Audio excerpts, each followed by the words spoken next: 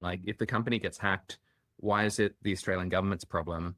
Yeah. So it was more of a like a damage mitigation kind of thing. The government isn't really taking responsibility out, taking like financial burden to deal with this, but the idea is to try and like lessen the impact and make the Australian people feel like something's actually being done about it.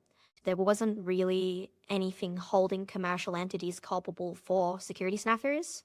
So one of the talking points for this thing back when it was kind of getting heated was, restaurants and bars collect email addresses and stuff for their little digital menus and things like that.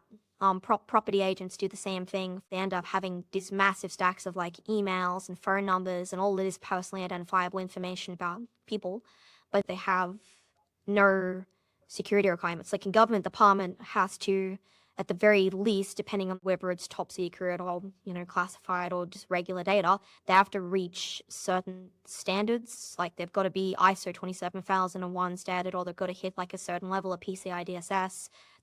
But that kind of stuff is not really applied, or at the time, it wasn't applied to commercial entities like it has been now. Like all of these places that would just collect this stuff and sell it because, 100 emails gets you $5.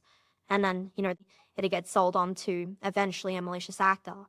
And the government was trying to mitigate that damage as it was trying to work through the legislation and figure out like what they could do, how they can kind of make people feel comfortable about it, and then actually start addressing the problem. Then at the end of the day, they hit like a kind of sloppy middle ground of the whole lot that kind of cost the taxpayers quite a bit and it's really kind of not very well applied and doesn't really kind of do what it's supposed to do at the end of the day, which Well, yeah. happens a lot, unfortunately.